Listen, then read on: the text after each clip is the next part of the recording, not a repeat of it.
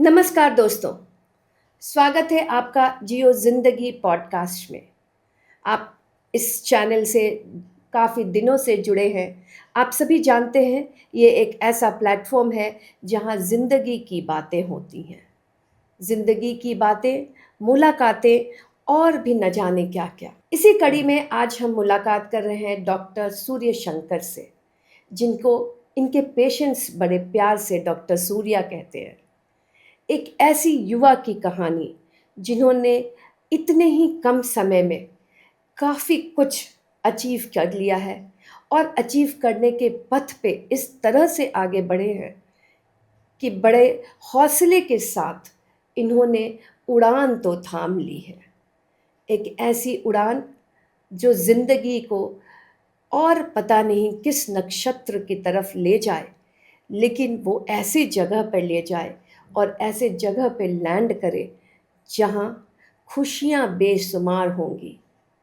वैसी खुशी जो हमारी शरीर में होंगी, हमारे मन में होंगी और इन शरीर और मन से जो दुआएँ निकलेंगी इस युवा डॉक्टर के लिए, वो सभी आप इनकी मुलाकात और इनके बातों से आप खुद ही इसके आंकलन बेहतर कर पाएँगे। स्वागत है आपका जियो ज़िंदगी पॉडकास्ट जी, में। नमस्कार मैम। तो आज हम बात कर रहे हैं डॉक्टर सूर्य शंकर से, जिसे प्यार से आपके पेशेंट्स डॉक्टर सूर्या के रूप में जानते हैं। एक यंग प्रोफेशनल जिन्होंने बहुत कम समय में बिहार में एक अपनी नाम, एक अमिट छाप बना ली है। तो बातों के सिलसिले को शुरुआत करते हैं। पहले आपसे ये पूछते हैं कि जहाँ जिस दौर में लोग इंजीनियर और प्रोफेशनल एमबीए वैसे कोर्सेज करना चाहते हैं, वहाँ फिजियोथेरेपी एक डॉक्टर के साथ-साथ एक बड़ी मेहनत का ट्रेनिंग प्रोग्राम है। इसके प्रति आपका कैसे रुझान हुआ? जी नमस्कार, मैं doctor Surya Shankar Kumar, director and founder of enduring welfare foundation, also director of enduring rehab. A, basically ये जो डॉक्टर बनने की सपना है, वो हमारी मेहनत तो है, साथ में फैमिली और सारे लोगों की मेहनत है। बट ये बात करें तो फिजियोथेरेपिस्ट तो मेरी खुद की इच्छा थी। बट माँ ने डॉक्टर बनने के लिए उनका ही ये था, मीन्स कि उन्होंने ऐसा मेरी एक स्टोरी रही है जो कि माँ ने जब से हमें ख़्याल आया कि हाँ, माँ हमेशा अक्सर बताया करती थी कि जब हम छोटे थे, मीन्स कि आफ्टर बर्थ मेरी तबीयत ख़राब हो गई थी। उन्होंने पीएचसी में लेकर गए। वहाँ पे डॉक्टर्स अवेलेबल नहीं थे। हमारे पहले गाँव से ही बिलॉन्ग करते हैं, तो वहाँ पे ना ही सड़क थी, ना ही कुछ थी। तो उन्होंने किसी तरह घर पे, फ़ादर भी टीचर थे, दादाजी भी टीचर रहे हैं, परदादा जी भी टीचर रहे, तो वो लोग घर पे नहीं होने की वजह से खुद माँ हॉस्पिटल लेकर गईं। वहाँ पे डॉक्टर्स अवेलेबल नहीं थे। तो उन्होंने जस्ट प्रे किया भगवान से, कि माता रानी से, माता दुर्गा से, कि वहीं पे एक मंदिर था, तो उन्होंने बस ये बोला कि हाँ, जैसे ये आज परेशान है, आने वाला दिन में इसे ठीक कीजिए, आने वाले दिन में ऐसी समस्याएँ लोगों के साथ ना आए। तो ये स्टोरी उन्होंने बताया करती थी। मन में बीच-बीच में भटकती है, कभी ये बनो, कभी वो बनो, पर हाँ, हमेशा से ये रहा कि देश हित में, समाज सेवा में ही हमारा रुझान रहे। तो हमने ये चीज़ें को कैरी फॉरवर्ड किया। फिर मुझे लगा कि नहीं, सिर्फ़ फिज़ियोथेरेपी के बारे में मुझे पता चला, तो फिर मैंने इसको अपनाया। मुझे ऐसा लगता है कि फिज़ियोथेरेपिस्ट एक प्रोफ़ेशन ही नहीं, ये एक हीलर, किलर, मतलब पेन किलर, सब कुछ कह सकते हैं इसको। और हमें ऐसी, ये फिज़ियोथेरेपी एक ऐसी चिकित्सा है जिसमें कि हमें कोई दवा की ज़रूरत नहीं पड़ती है। बिना कोई दवा का सिर्फ़ मैनुअली उनको और कुछ मॉडलिटी के थ्रू उनको ट्रीट किया जा सकता है। हर तरह के पेशेंट, हर डिपार्टमेंट के पेशेंट को हम देख सकते हैं। तो इसमें कहीं से ये नहीं रहता कि हाँ, आप किसी के लिए हमेशा पेन से ही उनको निजात दिलाते हैं। तो वो मेरे लिए काफ़ी अच्छा रहा, और मैंने हमेशा यही कोशिश किया है कि आने वाला दिन में हम उनको कैसे बेहतर दे सकें, उनको पेन से कैसे दूर कर सकें, बिना कोई दवा का। वही मुझे कंटिन्यू करने का मौका मिला। तो आपकी माँ के आशीर्वाद और आपके पूर्वजों के आशीर्वाद से आप जिस मुकाम पे पहुँचे हैं, वो एक लंबी लकीर है जो आप जिस जगह से आते हैं, वहाँ के बच्चों के लिए आपके ऊपर देखना, वो सपना जो कभी आपकी माँ का हुआ करता था कि इस गाँव में एक अच्छे डॉक्टर हों। तो क्या आपका अभी भी अपने गाँव से वैसा ही लगाव है? क्या आपने अपने गाँव में ऐसी कोई सेंटर शुरुआत की है? जी, अभी गाँव में तो मैंने नहीं किया, पर मुझे जैसे कि मैंने बताया कि हमारी अपनी एनजीओ भी है, तो मुझे यही रहता है कि हाँ, हमेशा कैसे आगे तक उनके लिए भी मेहनत कर सकें, लोगों तक जागरूकता हो, लोगों में जागरूकता हो फिज़ियोथेरेपी के बारे में, हुँ। ताकि लोगों तक ये चीज़ें पहुँचे कि बिना किसी दवा के उनको कैसे ट्रीटमेंट किया जा सकता है। उसके लिए मैं पूरी कोशिश करता रहता हूँ, हमेशा फ्री हेल्थ कैंप और अलग-अलग चीज़ों के माध्यम से, जैसा कि आपका ये अभी जो चल रहा है पॉडकास्ट, इसके माध्यम से भी लोगों तक अलग-अलग लोगों तक पहुँचेगा कि हाँ, वो चीज़ें इस डिपार्टमेंट के बारे में लोग जानेंगे। तो हाँ, यही कोशिश रहती है कि उनको ज़्यादा से ज़्यादा लोगों की सेवा कर सकें। अ, अभी की जो जीवन शैली है, बड़ी भाग-दौड़ की जीवन शैली है। लंबे-लंबे सफ़र करके लोग ऑफ़िस पहुँचते हैं और ड्राइविंग करके जाते हैं और फिर एक बड़े लंबे समय तक एक ही कुर्सी पे बैठे रहना, तो पोस्चर के प्रॉब्लम्स कई सारे हो जाते हैं। इसके साथ-साथ ही जो महिलाएँ भी हैं घर में, उन्हें भी आजकल मोबाइल का दौर है। सभी लोग अपने मोबाइल को लेकर और उसे लगातार देखते रहते हैं और ये झुकाव जो गर्दन पे, रीढ़ पे जो बढ़ते चले जाता है और इसके लिए पेन किलर्स खाने की आवश्यकता होती है। तो इन सारी बातों को ध्यान में रखते हुए आपका क्या सुझाव होगा? इस नए नए ज़माने के नए तरीके समाज में जो हो गए हैं, उसके साथ अपने स्वस्थ शरीर को मेंटेन करने के लिए। जी, सबसे पहले तो बता दें कि आपने जो मोबाइल फ़ोन का बताया, ये जैसे आपकी चैनल जो है जियो ज़िंदगी, हुँ, हुँ। तो जियो ज़िंदगी क्या है कि उनकी लाइफ़ के बारे में बताती है। पर हमने भी ऐसे ही मतलब जो जियो फ़ोन जब से फ़ोन आया है, क्योंकि सबसे सस्ते में जियो ही आया है। जी, तो जियो अगर देखा जाए तो फिज़ियोथेरेपिस्ट के लिए भी वही जियो ज़िंदगी हो गई, प्रोफ़ेशनली। जी। क्योंकि जब से वो आई है फ़ोन, हुँ, हर किसी के पास फ़ोन है, हर किसी के पास इंटरनेट है, तो वो क्या कर रहे हैं कि उसकी उपयोग तो बहुत कम हो रही, उपयोग हो रही है, बट दुरुपयोग ज़्यादा हो रही है। लाइक पोस्चर प्रॉब्लम जो आपने बताया, गाड़ी जो बाइक ड्राइव करना या फिर लंबे समय तक कार ड्राइव करना, ये सब सारी चीज़ें जो है, उसके साथ ऑफ़िस में लॉन्ग टाइम के लिए रहना, स्क्रीन वर्क बढ़ गया लाइक कोविड के बाद। कोविड के बाद तो बहुत सारी चीज़ें बिल्कुल ही चेंज हो गई है हुँ, सबके लिए, क्योंकि वर्क फ्रॉम होम का सबको लत हो गई है। आप आज ब्लिंकिट और अलग-अलग जो देख रहे हैं, तो हुँ, वो कहीं न कहीं आपको मजबूत नहीं, वो आपको खोखला कर रही है। क्योंकि जैसे ही आप पहले क्या होती थी, जो चीज़ें अवेलेबल नहीं है तो उसके लिए आप मार्केट जाते थे। एक नहीं 4 दुकान भटकते थे। हुँ, कोई अलग-अलग चीज़ों के लिए जाते थे, तो कहीं न कहीं उसी के माध्यम से आपको हुँ, फिज़िकल एक्टिविटी होती थी, ताकि आप हेल्दी रह सकें। खाने का भी वो जो जितने सारी चीज़ें हैं, आज मिलावट की चीज़ें आ रही है, सबको चटपटा पसंद है, तो घर का बना पसंद नहीं है। उन्हें चाहिए चटपटा रेडीमेड, कैसे आए, कैसे पिज़्ज़ा, कैसे बर्गर, उस पे लोग जा रहे हैं। हुँ, तो जब आप हेल्दी हैं नहीं, हुँ, खाने हेल्दी ले नहीं रहे हैं, फिज़िकल एक्टिविटी बिल्कुल ज़ीरो है। अब पहले लोग बचपन में जैसे अगर हम अपनी बात करें, तो हमारे भी गाँव पे सबके होते हैं पेड़-पौधे, तो हम लोगों का भी अमरूद का पेड़, आम का पेड़, तो दिन भर पेड़ पे, मतलब स्कूल के बाद फ्री टाइम में पेड़ पे चढ़ते थे, आते हुँ, थे, जाते थे। आज ऐसा हो गया, घर पे भी लिफ्ट है, अब हुँ, घर की सीढ़ियाँ तक नहीं चढ़ पा रहे हैं। पास के अगर कोई सामान लाने की बात करें, तो उनको वो बहुत ज़्यादा हैवी लग रहा है, तो वो बाइक ही लेकर चले जा रहे हैं, कि हम उतना दूर जा नहीं सकते हैं, तो फिज़िकल एक्टिविटी ज़ीरो हो गई है। जी। ना ही मॉर्निंग वॉक, मॉर्निंग में अगर उठना हो तो पता चल रहा है उनको ऑफ़िस वर्क ही है, लेट से आ रहे हैं। अब वो परेशान भी हैं उसके वजह से।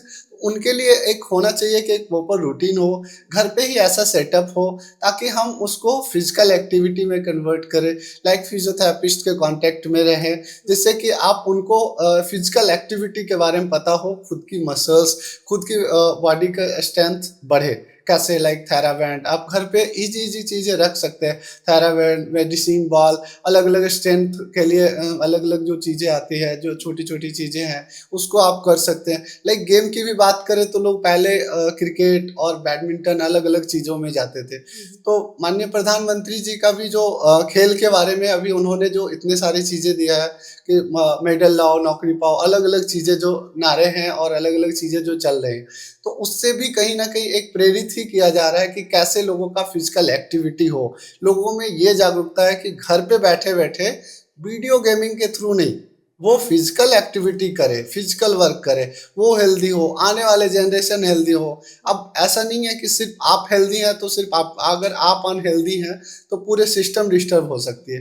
लाइक अगर घर की अगर कोई जॉब कर रहे हैं, जो भी आपका घर की मालिक, मुखिया जो भी कह सकते हैं, अगर वो किसी सफ़र कर रहे हो पेन से, क्योंकि अक्सर फादर ही जॉब करते हैं, मदर जॉब करती हैं, बच्चे तो स्टडी और ये फेज़ में हैं। अगर उनके घुटनों में दर्द है, कमर में दर्द है, क्या वो ऑफ़िस जा पाएँगे? अगर वो शॉपकीपर हैं, तो दुकान पे वो जा नहीं सकते, तो वो पैसे नहीं आएँगे, तो क्या ये ज़रूरत की चीज़ें पूरे नहीं होंगे? तो कहीं न कहीं एक लोगों के वजह से पूरे सिस्टम डिस्टर्ब हो रहे हैं, उनकी पूरी लाइफ़ डिस्टर्ब हो रही है। जी। तो इस पे हमेशा ध्यान होना चाहिए कि पोस्चर पे पूरी की पूरी ध्यान दें और स्ट्रेंथ के लिए एक्सरसाइज़ करें। और फिजियोथेरेपी ऐसे नहीं है, ये जो चिकित्सा है, इसमें आपको मेडिसिन की कोई ज़रूरत है नहीं, तो फिर आप फिज़िकल एक्टिविटी करें। एक ट्रेन्ड फिजियोथेरेपिस्ट के कॉन्टैक्ट में आएँ, ऐसा ना हो कि खुद उनके पास उनको चेक करें, उनको देखें, क्योंकि बैचलर्स आज जो पहले लोग अलग-अलग तरीके से फिजियोथेरेपिस्ट को बोला करते थे, पर ऐसी नहीं है, उनमें अवेयरनेस नहीं थी। लाइक तेल मसाज वाले और अलग-अलग जो मैंने भी फेस किया है अक्सर, लेकिन ऐसा चीज़ें बिल्कुल भी नहीं है। फिजियोथेरेपिस्ट एक मूवमेंट साइंटिस्ट है, प्रॉपर साइंस के अकॉर्डिंग ही उनका ट्रीटमेंट होता है, तो इसको कहीं से नेगलेक्ट नहीं किया जा सकता है। आज जो है एनसीएस पे जो बिल बनी है, उनसे उनके थ्रू जो है फिजियोथेरेपी को allied and health care professional में जब डाला है, तो उसके बाद नीट क्वालीफाई होना चाहिए, तभी वो बैचलर्स में एडमिशन ले सकते हैं। 4 इयर्स की बैचलर थी, 6 मंथ की इंटर्नशिप प्रोग्राम थी, तो उसे भी अब इंक्रीज़ करके 1 ईयर का internship programme, overall bachelors courses 5 years की हो चुकी है और नीट कंपल्सरी हो गया है, इस साल से जी। मैंडेटरी हो गई है। हुँ। तो ये रहे कि दो, ऐसा नहीं है कि आप मेडिकल प्रोफ़ेशन का ही ये ब्रांच है और आप इससे दूर नहीं हो सकते हैं। चाहे वो फिज़ियोथेरेपी की बात करें तो जिस भी डिपार्टमेंट, चाहे वो ऑर्थो के कंडीशंस हो, गायनी के कंडीशंस हो, न्यूरो के हो, स्पोर्ट्स का हो, हर एक डिपार्टमेंट में फिज़ियोथेरेपी का रोल जी, है। जी। अम, जैसे आप अभी आपने चर्चा की गायनी की, तो आज आज के ज़माने में लोग नॉर्मल डिलीवरी के तरफ ज़्यादा बढ़ रहे हैं और इसके नॉर्मल डिलीवरी के लिए कुछ कई सारे ऐसे एक्सरसाइज़ ज़रूरी होते हैं, जो आप एक फ़िज़ियोथेरेपिस्ट के रूप में ज़्यादा बेहतर जान पाएँगे। पहले हमारे यहाँ बड़ी-बुज़ुर्ग महिलाएँ साथ में होती थीं, वो सभी औरतों को बता पाती थीं। अब जब एकल परिवार का सेटअप हो गया है, तब लोगों के पास जानकारी या तो इंटरनेट की आधी-अधूरी दुनिया से मिलती है या फिर अपने आस-पास के दोस्तों से मिलती है। तो उस स्थिति में आप जैसे ट्रेन्ड प्रोफ़ेशनल्स, क्या ऐसा पटना में कोई डिलीवरी सिस्टम में जब गायनोकोलॉजिस्ट के पास क्या कोई फ़िज़ियोथेरेपिस्ट का रोल रहता है? और अगर रहता है, तो किस तरह से उसको बिहार की सोसाइटी में उसको लिया जा रहा है? जी, पहले तो हम बात करते हैं सिर्फ़ गायनी के कंडीशंस में ही नहीं। हुँ, इवन अगर बात करें पेल्विक रिहैब पे, हुँ, क्योंकि पेल्विक मसल्स ही वर्क करती है, पेल्विक एरिया के जितने ऑर्गन्स हैं, उसको स्ट्रॉन्ग रखना बहुत ज़रूरी होता है, उसकी स्ट्रेंथ को बनाना ज़रूरी होता है। नॉर्मल डिलीवरी ही नहीं, और भी बहुत सारे कंडीशंस हैं, जिसमें फिज़ियोथेरेपी का रोल है। जैसे वेजिनिसमस कंडीशन हो, यूरिन लीकेज की समस्या हो, या फिर आपका पाइल्स की समस्या हो, ऐसे तमाम सारी चीज़ें, बैक पेन है, इन सारी चीज़ों में उसकी ज़रूरत होती है। जैसे आपने डिलीवरी की बात की, तो डिलीवरी में according to me, according to science, अगर ये कहती है कि 6 मंथ पहले, कंसीव से 6 मंथ पहले उनको उनकी ऑर्गन्स को स्ट्रॉन्ग करना चाहिए, पेल्विक मसल्स को स्ट्रॉन्ग करना चाहिए कंसीव से पहले, जी। ना कि कंसीव के बाद और आफ्टर डिलीवरी या ड्यूरिंग प्रेगनेंसी नहीं, वो 6 मंथ बिफोर। बिफोर। जी, जी। 6 मंथ। वैसे भी लोग परिवार बढ़ाने के प्रति जो जागरूकता है, वो बड़ी लंबे समय से प्लानिंग करके ही आगे बढ़ते हैं। तो आपने बड़ी अच्छी बात कही कि 6 महीने पहले से ही अपने बॉडी को उस तरह से मेंटली एंड फिज़िकली तैयार किया जाए। जी, फिर 6 मंथ पहले अगर आप ये होते हैं, स्ट्रेंथ करते हैं, जैसे कि अगर बात करें जब हम लोग अभी बैठे हैं, तो नीचे का जो फ्लोर है, अगर वो वीक रहे, चेयर पे बैठे, चेयर वीक रहे, तो क्या होगा, हम नीचे गिर जाएँगे या फिर कहीं न कहीं उसमें हमारे स्ट्रेंथ नहीं रहेगी, तो फिर क्या होगा, हम वहाँ तक उसको होल्ड नहीं कर सकते हैं। तो जो लोअर बैक का जो लोअर जो पेल्विक रीजन है, उसके जितने सारे मसल्स हैं, उसकी ऑर्गन है, वो अगर स्ट्रेंथ नहीं रहेगा, तो मदर को 9 मंथ के लिए बेबी को रखना है एब्डोमेन में। तो उनके लिए जब तक वो मसल्स, वो ऑर्गन डेवलप ना हो, लाइक उसमें स्ट्रेंथ ना हो, डेवलप इन द सेंस की स्ट्रेंथ ना हो, उसके लिए वो मैच्योर ना हो, उनके लिए वो उतनी ताकत ना हो, तो वो कैसे हैंडल कर सकते हैं, कैरी कैसे कर सकते हैं उतना। और 9 मंथ अगर वो प्रेगनेंसी कंसीव हुई है, तो 9 मंथ तक तो कुछ नहीं किया जा सकता, उसमें वही स्ट्रेंथ ही कर सकते हैं आप। बहुत सारे मेडिकेशन भी आप नहीं ले सकते, तो बैक पेन की समस्याएँ होंगी और भी तरह-तरह की समस्याएँ होगी। आपका यूट्रस कोलैप्स कंडीशंस हो, जैसे कि आपको बताया कि यूरिन लीकेज की समस्या है। तो एक एज के बाद क्या होता है, जब एज ज़्यादा हो जाता है या फिर मल्टीपल बेबी डिलीवरी हुई है, तो उसके बाद भी मसल्स, अगर वो पेल्विक मसल्स पे वर्क नहीं हुई है, स्पेशली फीमेल में ऐसा देखा जाता है कि अगर वो छींकते हैं, खाँसते हैं या किसी तरह का शॉकिंग कुछ सुनते हैं, तो कोई भारी सामान उठाते हैं, तो ऐसे में उनको ड्रॉप ड्रॉप यूरिन लीक होती है। तो ऐसे में भी उनको ये चाहिए कि फिजियोथेरेपिस्ट के पास कांटेक्ट करें। कोई मेडिसिन, कोई दवा की ज़रूरत नहीं है, बस नॉर्मल मेडिसिन की यूज़ करें। और भी बात करें, जो आपने गायनी की कंडीशन बताया, तो गायनी में मेल के लिए भी जैसे इरेक्टाइल डिस्फंक्शन है या फिर आपका ये अर्ली इजैकुलेशन है, और भी बहुत सारे समस्याएँ जो है, जो कि जो रोड के किनारे देखते होंगे, बहुत सारे बने-बने रहते हैं, वहाँ पे जाके वो दवा, पुड़िया और किस-किस के चक्कर लगाते रहते जी, हैं, जी। क्योंकि वो क्वालिफ़ाइड नहीं है। उनके पास जा रहे हैं, तो वो पता नहीं वो क्या दे रहे हैं, या फिर आपको बेवकूफ़ बना रहे हैं। 15 दिनों, 20 दिनों के लिए वो वहाँ पे स्टॉल लगाए हुए हैं, फिर वो कहीं और जा रहा है। वेजिनिस्मस की समस्याएँ, अगर वेजिनिस्मस में क्या होता है ना, वेजाइनल मसल्स टाइट हो जाते हैं। तो अगर नेचुरल तरीके से देखा जाए, तो जब तक अगर स्पर्म का जो स्पर्म इजैकुलेट होकर अगर वो जहाँ तक फर्टाइल करेगा, वहाँ तक अगर नहीं पहुँचेगा, तो फिर क्या होगा, वो फर्टाइल नहीं कर सकता। तो उसमें क्या होता है कि आप कितना भी चक्कर लगाइए, आईवीएफ को चक्कर लगाने में क्या है कि वो भी कितना कारगर है, वो तो आपको भी पता है, सारे लोग को पता है। उसका रेशियो कम है। ये नहीं बोल रहे हैं वो कारगर नहीं है, पर रेशियो काफ़ी कम है।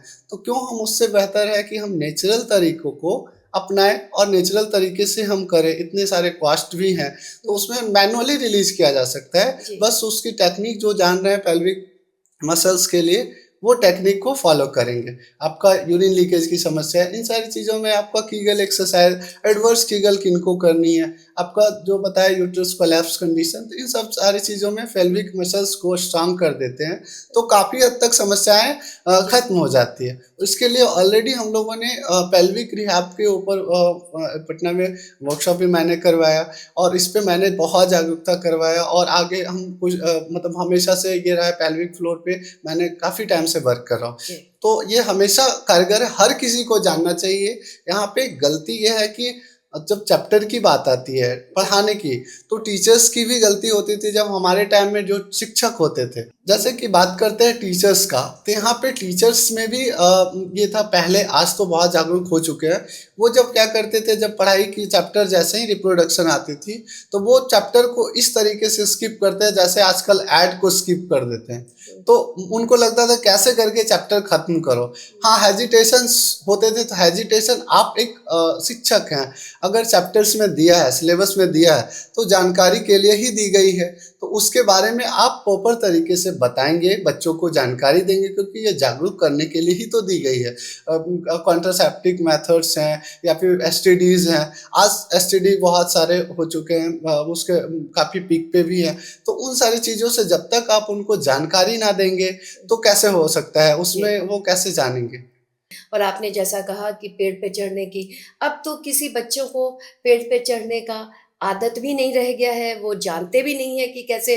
सिक्स पैक बनाने के चक्कर में क्या से क्या वेट हैवी लिफ्ट करते हैं, तो उसमें जी। अलग अलग इंजरीज होते हैं। अगर आपको कोई भी सिम्टमेटिक दर्द हो या कहीं चोट लगता हो या किसी तरह का दर्द हो, तो आप मेडिसिन के पीछे मत भागिए। मेडिसिन कि आज भी उनको फ़ोन करें तो वो बस यही बोलते हैं कि मतलब अपने-अपने लैंग्वेज में वो बताते हैं, आप हमारे लिए भगवान हैं, तू हमरा लखन भगवान बाड़ो, तुहे सब कुछ ह, तू हमरा के ठीक कर देबा, चला देला है। तो इस तरीके से लैंग्वेज जब मिलता है तो रूह काँप जाता है, फिर लगता है नहीं, वही हमारा स्ट्रेंथ है, जी। वही ताकत है।